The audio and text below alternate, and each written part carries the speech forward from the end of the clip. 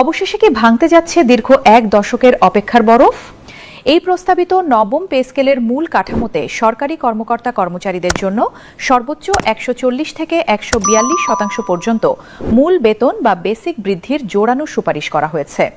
চলুন হিসাবটা একটু সহজ করে বুঝে নেওয়া যাক।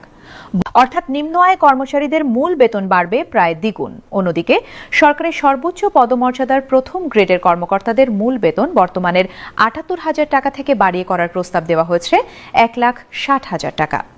টোটাল গ্রেড সংখ্যা আগের মতো ২০টি রাখা হলেও সর্বোচ্চ ও সর্বনিম্ন বেতনের বৈষম্য কমাতে অনুপাত নির্ধারণ করা হয়েছে ১:৮। এছাড়া উৎসব ভাতা এবং বৈশাখী ভাতা ২০% বৃত্ত থেকে বের করে ১ লাফে ৫০% করার দাবি জানানো হয়েছে এই খসড়ায়। বেতন বৃদ্ধির এই বিশাল মহাযজ্ঞের পাশাপাশি সবচেয়ে বড় যে পরিবর্তনটি আসতে যাচ্ছে তা হল অবসরে যাওয়া ৯ লাখ প্রবীণ পেনশনারদের ভাগ্য। নবম পে স্কেলের এই নতুন খসড়া রিপোর্টে পেনশনভোগীদের জন্য এক ঐতিহাসিক ও মানবিক সিদ্ধান্ত নেওয়া হয়েছে। নতুন পেনশন গেজেট অনুযায়ী পেনশনারদের বর্তমান আয় এবং বয়স ভেদে এক যুগান্তকারী পরিবর্তন আনা হচ্ছে। যারা বর্তমানে প্রতি মাসে খুব সামান্য টাকা পেনশন পান, নতুন গেজেট পুরোপুরি বাস্তবায়িত হলে তাদের মাসিক পেনশন এক ধাক্কায় প্রায় ১০০%, অর্থাৎ দ্বিগুণ বাড়িয়ে দেওয়া হবে।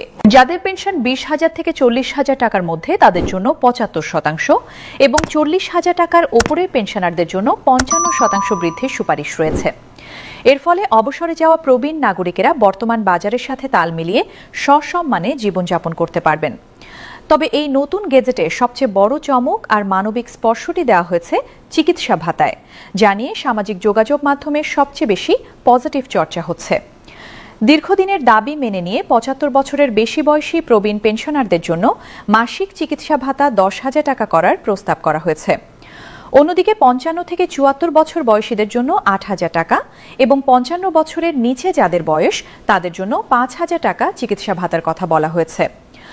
ওষুধ ও চিকিৎসার খরচ দিন দিন যেভাবে সাধারণ মানুষের নাগালের বাইরে চলে যাচ্ছে, সেই সময়ে সরকারের এই চিকিৎসা ভাতা বৃদ্ধির সিদ্ধান্ত প্রবীণদের জীবনে এক বিরাট স্বস্তি এনে দেবে। শুধু কর্মরত অবস্থায় নয়, নতুন পেনশন গেজেটে সবচেয়ে বড় স্বস্তি দেওয়া হয়েছে পারিবারিক পেনশনের ক্ষেত্রে। কোনো পেনশনার যদি দুর্ভাগ্যবশত মারা যান, তবে তার নমিনি বা নির্ভরশীল স্ত্রী সন্তানেরা যাতে দ্রুততম সময়ে পেনশন পান, তার পুরো প্রক্রিয়াটি আমলাতান্ত্রিক জটিলতা মুক্ত করা হয়েছে। এই গেজেটের মাধ্যমে চিরতরে দাফন করা হয়েছে। পেনশনের টাকা পাওয়ার প্রক্রিয়াটিকে দ্রুত করতে পুরো ব্যবস্থাকে সম্পূর্ণভাবে পেপারলেস বা অনলাইন ভিত্তিক করা হয়েছে। এখন আর কোনো ফাইল মাসের পর মাস কোনো কর্মকর্তার টেবিলে সইয়ের জন্য আটকে থাকার সুযোগ নেই। সম্পূর্ণ ই পেনশন সিস্টেমের মাধ্যমে অবসরের সর্বোচ্চ ৯০ দিনের মধ্যে গ্র্যাচুইটি ও এককালীন টাকা স্বয়ংক্রিয়ভাবে সরাসরি ব্যাংক অ্যাকাউন্টে চলে যাবে।